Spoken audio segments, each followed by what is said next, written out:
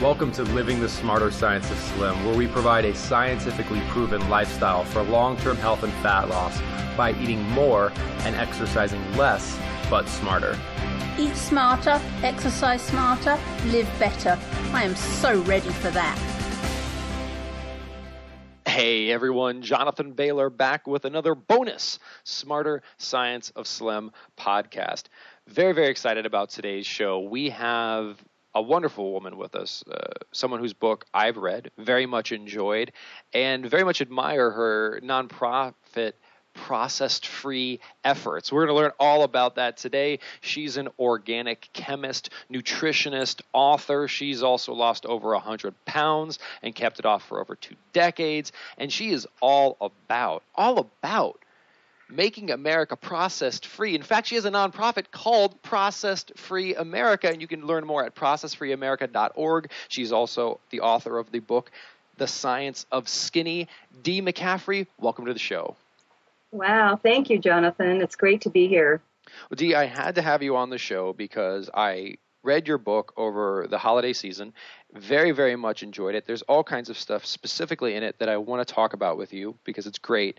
But before we do that, I'd love for you to share your inspirational story with us and then talk a bit about Process Free America.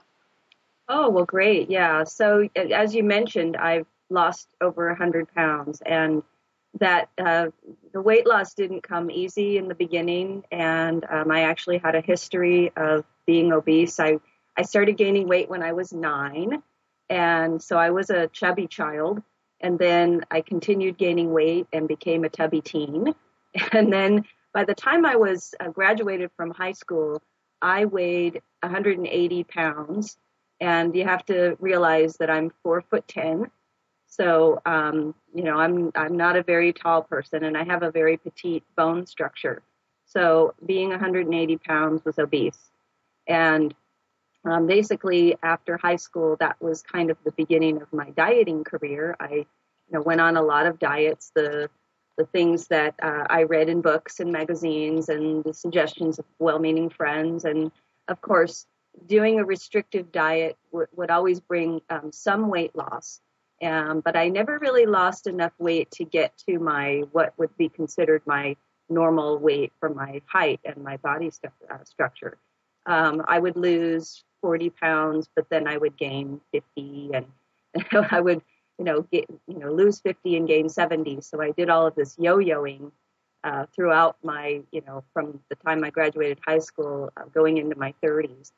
And by the time I got into, going into my 30, 31, that was at the point where the yo-yoing kind of really slowed down, and all I could really do was go up in my weight, which I say all I could do was yo at that point. I couldn't go down. And I had even gotten to the point where I was about to kind of just give up trying to lose weight and maybe just try to accept that maybe I'm just supposed to be fat. Maybe that's my destiny. And, maybe my life would be easier if I just stopped the struggle. But there was a little voice inside of me that said, no, that cannot be true, because if I was destined to be overweight for the rest of my life, that would also then mean that I was destined to be unhealthy for the rest of my life, because being overweight is unhealthy. And there was a little part of me that said it cannot be true that you're destined to be unhealthy for the rest of your life. And so I did keep my mind open, and I was, trying to really look for something that was going to be my solution or my answer. And right around that time, and this was the early 1990s, I was studying chemistry in college. I was sort of a late bloomer, obviously, for college, because I didn't start till I was 26. So as I was, going into my 30s, I was getting ready to graduate from college and my major at the time was chemistry and environmental science. And my passion at the time was I wanted to be an environmentalist. I was really passionate about the planet. I wanted to clean up the planet. That was my intention to do that after I graduated. And I was, just really excited about that. One of the things, though, that was happening for me at the time was I had this conflict because my own personal life did not reflect what my passion for the rest of the world was. I was 100 pounds overweight. I was a pack-a-day smoker, and I was just really, really unhappy with myself. And I had a job. I was really lucky. My job for the time that I was interning in college was I was working in my desired field, being an environmental chemist at a environmental testing laboratory. And my job was to analyze water, soil, and air samples from the environment and to test them for the residual pollution that was in the environment. And so being a newbie chemist, I was really enthusiastic about learning the names of the chemicals that we used in the work, and wanted to know everything that we were doing, even things that weren't related to my particular job. I was just learning everything that we did in the lab. And so I became very familiar with the names of all of the chemicals that we used, and also the names of the environmental pollutants that I was testing for. And these are really long chemical names, and when you're a chemist, you actually learn how to pronounce them. It's not something that most people know how to do. And so one evening, when I was, completely unrelated to my work, I was at home whipping up one of my favorite indulgences at the time, which was deluxe angel food cake. And I must have done it 100 times in my life, maybe even more. So it was just the kind where you open up the box and add water, eggs, and oil, and I never had ever paid attention to the ingredient list on the box. But for some reason that evening, my eyes were drawn to the side of the box where the ingredients were listed. And, at first I started reading, I saw sugar, flour, and I thought, well, of course we know those are in there. But then my eyes fell upon 3 words I never expected to see in my angel food cake mix. And those 3 words were sodium lauryl sulfate. And sodium lauryl sulfate was an industrial degreaser that I was using in my work at the lab to test for pollution in these samples. And I thought, what is that doing in my food? And this was like the beginning of my wake-up call, because I didn't get why an industrial chemical would be used in food. I mean, in my work, it was, something that we used to degrease samples. And then I later discovered that it, in larger concentrations than what is used in food is, we use it as a garage floor cleaner. It makes great suds. And this was the beginning of what I eventually became my life's work, was to learn more about food, the role of food in the human story, what types of foods are the healthiest for us to be consuming, and then to really investigate and look at what are all these chemicals that are being used in foods that have multiple industrial uses, and how they just can't possibly be good. The question was, when I first saw that, was what is it doing in my food, and then what is it doing to my body, and then what other chemicals are in the foods that I'm consuming and other people are consuming, and what are the long-term effects. And at that time, the answers to those questions just weren't that easy. This was over 20 years ago, and we didn't even have internet to be able to look up these things, and there weren't a lot of studies that had been done. And so really all I had to go on at the time was my chemist instinct. And my chemist instinct told me that this could not be good. And it basically began my journey. From that point forward, that what I call epiphany of understanding that there's chemicals in food that aren't good for me, and then also realizing that the refinement of foods basically renders them also like chemicals. So things like white flour and white sugar become like chemicals in our body, and can have some very addictive properties to them. That when I started looking at my own diet, I started eliminating those particular things from my diet. And within 30 days of eliminating white flour and white sugar from my diet, I lost 20 pounds. And then within a year of doing that, I had lost 100 pounds. And I didn't do it by dieting. My philosophy to it was I'm getting rid of the processed, refined foods from my diet, and I'm starting to replace them with whole natural foods, the foods that our bodies are designed to eat. And it completely changed my entire body chemistry. The weight just kind of melted off. It was amazing to me. I didn't even do really strenuous exercise. My main form of exercise at the time was walking.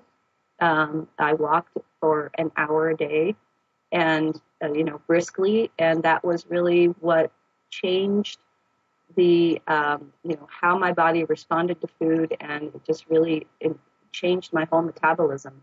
And I did it without dieting. It was just really amazing. I just was watching my portion sizes. I was eating a lot of vegetables and fruits, and keeping the other types of foods in more moderation and balance to those fruits and vegetables. And along the way, just learning more about food. And I eventually, after about 5 years after I had kept the weight off, I decided to go back to school to become a nutritionist. And that's what I am doing now. And that's my life path. I found my purpose. Dee, so many good points in there. It strikes me that there's two. So there's Dee, who has experienced this amazing and sustained transformation in your health and your life personally. There's also Dee, the chemist, who has seen and had a profound mental shift in terms of things we're calling food are much more analogous to chemical drugs, essentially. And I want to dig into both of those, if you don't mind. First, I want to start with just the chemist side, and that's, why do you think, in your experience, obviously you work with people all around the country and even all around the world, that if we were to, for example, before we gave our child a pill, we are very careful about that, and we would never blow cigarette smoke into our child's face or purchase cigarettes for them because we know it contains a lot of harmful chemicals. It seems quite clear that a lot of these processed starches and sweet edible products, I mean, it's not a mystery. They are chemical nonsense, yet they are given to our children in mass, and it's almost unavoidable, and it's in our school system. How can we outlaw even advertising cigarettes to children, yet take these other chemical things and sell them in schools? How does that happen? That's a great point that you bring up about that. And I think that really one of the ways that why it happens is because people are not aware. And one of the reasons why I wrote my book, The Science of Skinny, is because people don't really understand what's in their food. They don't read the ingredient list. People look at the front of the package, and they look at those health claims and those marketing claims, and they think that if a food is legal to sell, as packaged, that it obviously must be okay and safe, because they think that our government regulatory agencies are taking care of us, that they're overseeing the food ingredients, and that they wouldn't allow anything that was harmful to be in our food, and that's just simply not true. There are over 3,000 different food additives that are used in foods in multiple different types of combinations, and many of them are either inadequately tested or have actually been linked to serious health issues. For instance, sodium nitrite and sodium nitrate that has been used in lunch meats and hot dogs. There was actually a petition brought before the FDA by a concerned group of citizens and parents, because there have been studies showing higher rates of childhood brain tumors and leukemia from kids that eat a lot of these types of hot dogs. And the petition was denied because the FDA says there isn't enough evidence, even though there are clear studies that show it. And so it's going to take a a huge awareness on the part of, our citizens, and then even more pressure on the regulatory agencies to really, look more at these studies. We have artificial food colorings that are used in a lot of the foods that are marketed to children, such as cereals and candies and colored types of foods that have now been banned in the United Kingdom because they have studies showing that they are linked to hyperactivity in children. Some of them have been even linked to cancers. But over here in this country, our regulatory agencies say there isn't enough evidence to say that they're harmful, and so they still allow it. And the cereal manufacturers and some other of these food manufacturers will, they're selling their same products over in the other countries where these things are banned, and so they have to use natural colorings. But over here they're allowed, so they're continuing to use the artificial ones that are very harmful. So, people need to become more aware of what's in their food and then either stop buying them and look for healthier options, or, sign petitions and become more, advocates for healthier food options. That's really what I think needs to happen. And Dee, when we talk about the advocate route, I sometimes get frustrated because when I bring this up with people sometimes, they talk about, well, for example, the comparing to smoking is not relevant because you can just not smoke, but you can't just not eat. And to me, that's missing the point entirely. Neither you nor I are talking about reducing the amount of food we're consuming. We're talking about eating food, and we don't have to you do have to eat food. You don't have to eat chemicals.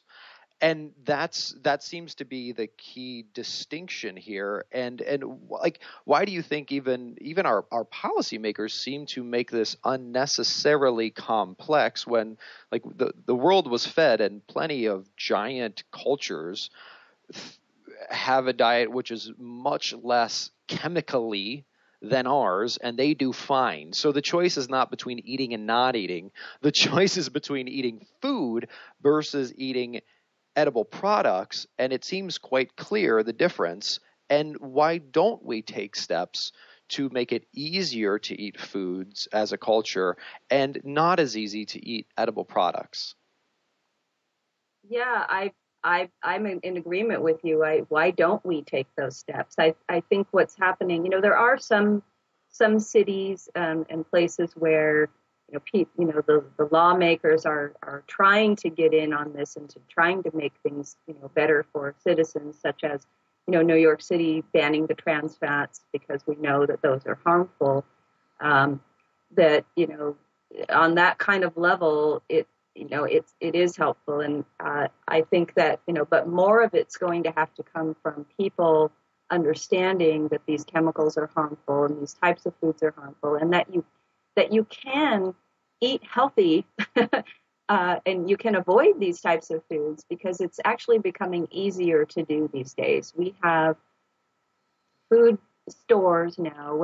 20 years ago when I was first doing this, I do have to put this out there because I get the same kind of reaction sometimes. Well, it's more expensive to eat healthy and all of that. And I have to remind people, when I was doing this, I was a college student.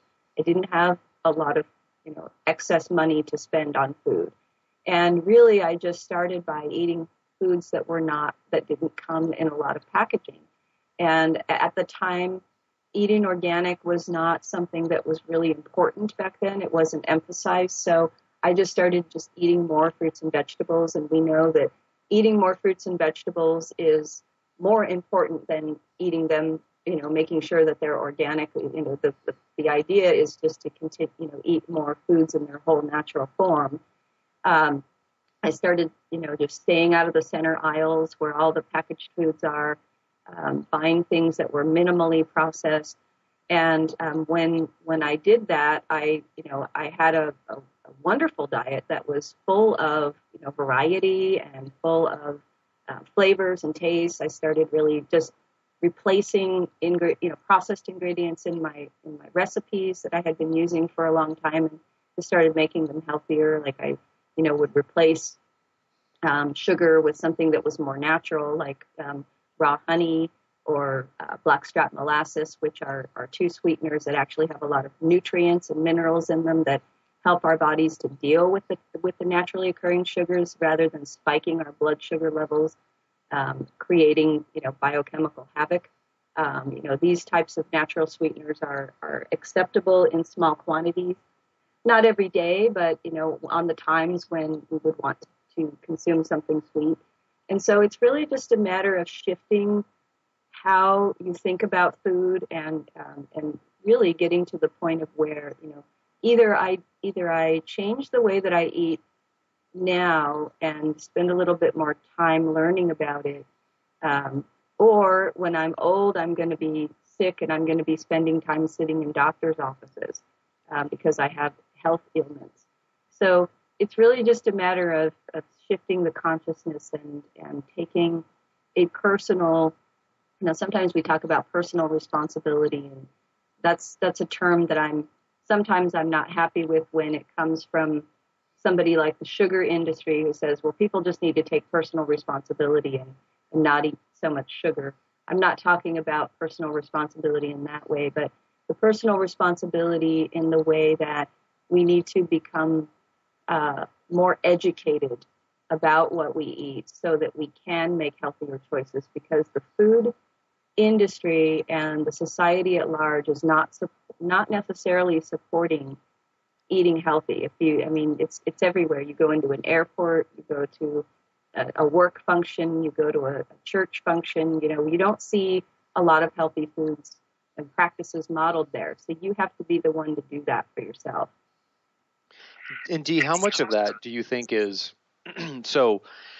We're both not fans. I know from reading your book that we're both not fans of just saying, just take your existing diet that maybe made you sick and maybe made you over fat and just eat less of it. That is not a great approach. And the close cousin to that approach, which is everything in moderation, which just implies if you eat few enough calories, it doesn't matter what you eat because you don't have enough of it to do anything.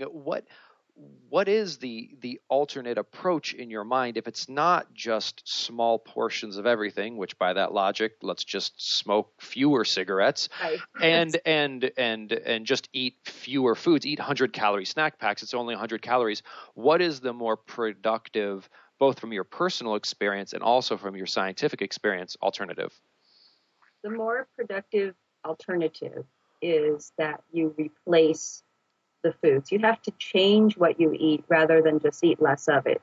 And that is one of the things that I talked about in my book, about in my own personal story of an experience, was that the reasons why my previous attempts at weight loss failed me was because that's what I was trying to do. I was always trying to eat less of the same food. So, less cookies, less donuts, less pasta, and of course, I was able to do that only for temporary periods of time.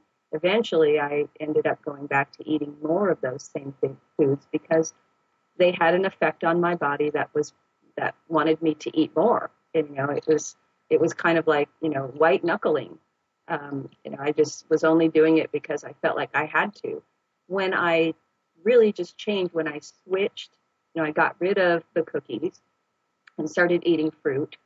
When I got rid of the white flour processed pasta and started eating brown rice, that my cravings for those foods diminished and eventually left me.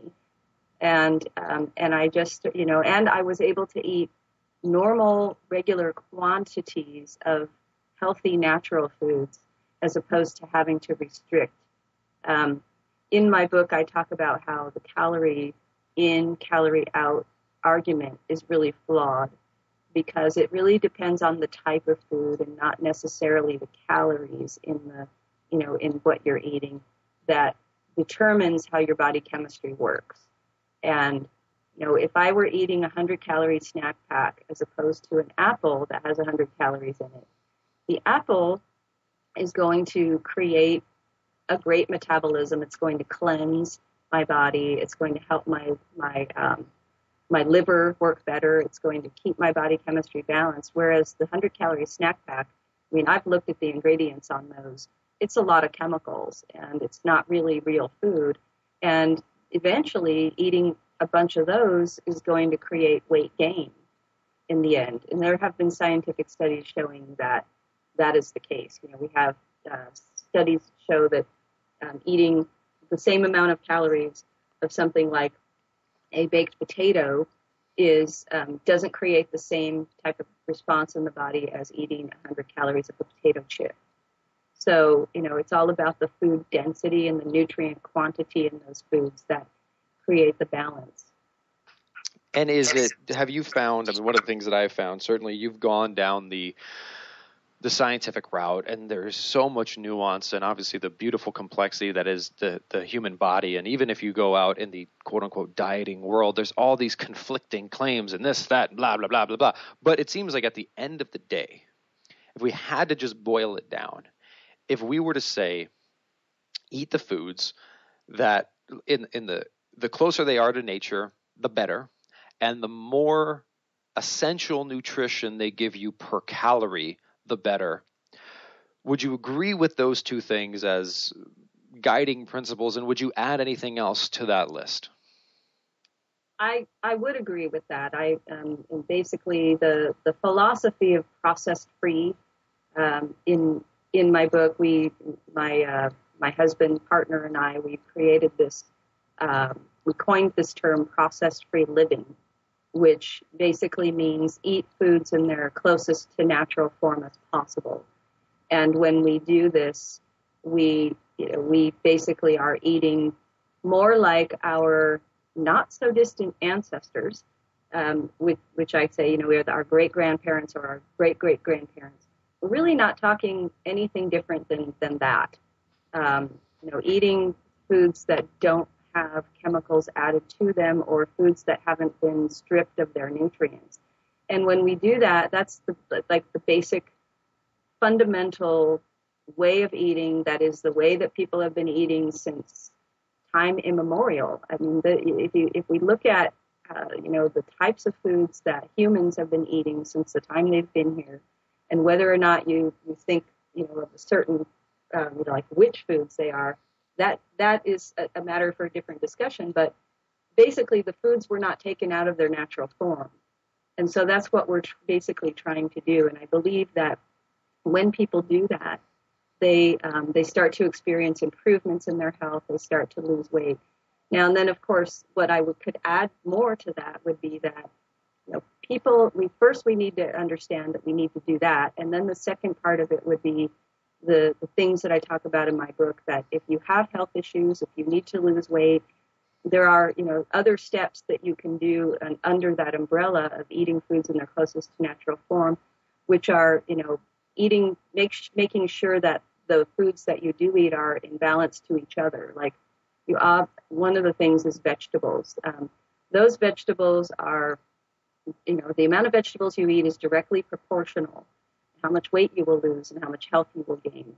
And the more vegetables you eat, the more health, the healthier you get, because the vegetables are the foods that provide our bodies with antioxidants and nutrients and cleansing compounds that help to keep our bodies working properly. And one of the things that I came across in the research for the book was that nearly every medical association, the Diabetes Association, Heart Association, say that the incidence of these types of diseases is very much directly related to the fact that people have a deficit of vegetables in their diet, and that perhaps we just, the cure for some of these types of diseases is that we just need to eat more vegetables. So keeping the balance, eating more vegetables, eating more fruits, and then less amounts of the other categories of foods. And, and if you're a vegetarian, that's great too. I know a lot of vegetarians who actually don't eat a lot of vegetables. So they eat more of the carb type foods and nuts and seeds. So those types of foods need to be eaten in their natural form as well, but in lesser quantities compared to the fruits and vegetables. Certainly the vegetables get much love over here. And I think just in general, the like you said, the single, like if folks were to do two things, like literally, sometimes we're always like, what's the top 10 list? There's so much, oh, it's complex, it's complex, it's complex. It seems just like you said, Dee, that until we can have like 21 days or 28 days or whatever number of days where we eat lots of non-starchy vegetables, like lots, I'm talking like 6 to 12 servings depending on your body size, just a lot. And during that same time, we minimize, if not completely eliminate, stuff you couldn't find in nature. It's like if we just did that, just for like 21 or 28 days, like you experienced personally, it seems that we would get more bang for our buck, and we would see such a profound transformation that if we wanted to take it further, we could. But at that point, it's almost like a whole new you. What do you think? Yeah, absolutely. If we just started doing that, and a lot of times when people think of vegetables, they're thinking of salads. But one of the things that I help people do and introduce them to is that you can add vegetables to just about anything, and to up the amount of vegetables that you eat. You can add them to your omelets. You can make sure that you add a lot of vegetables into your sandwiches if you're going to eat a sandwich. You make soups and grain dishes that have a lot of vegetables in them. And so it's not just a matter of eating a bunch of raw vegetables as a salad. It's just about incorporating vegetables in different ways into the foods that you already like and the foods that you are already eating. I love it, Dee. I love it. Well, certainly we can go on about this for quite some time because you and I are both very, very passionate about it and have similarly titled books. So, folks, if you want to learn more about Dee, please do so. Hopefully she'll come back on the show. But in the meantime, check out her two key works. The first is her wonderful book, The Science of Skinny, which I personally recommend. I've read it. I love it. And in fact, I've actually made some changes in my own life based on the book. We'll talk about that on a later show. And also, please check out her nonprofit, which is wonderful, and we should all rally behind, and that's processedfreeamerica.org. Dee, thank you so much for joining us today. It's been an absolute pleasure. Thanks, Jonathan. I just wanted to mention one more thing. Sure. If people are interested, I also do a podcast.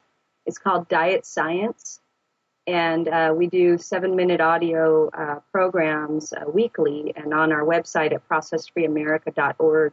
People can listen to our podcast archive. It's wonderful information about nutrition and health news. So, Diet Science. Diet Science, yes. The Science of Skinny, and processedfreeamerica.org. The trifecta, shall we say. Yes. Dee, thank you so much for joining us. And folks, I hope you enjoyed today's show as much as I did. And please remember this week and every week after, eat smarter, exercise smarter, and live better. Talk with you soon. Wait, don't stop listening yet. If you like the podcast and if there's other ways we can help you, please join us in the Smarter Science of Slim support group, which is freely available at the Smarter Science of Slim website, smarterscienceofslim.com. There you'll find all kinds of free recipes and success stories and just all kinds of fun stuff like how to help your kids go sane and just great community content.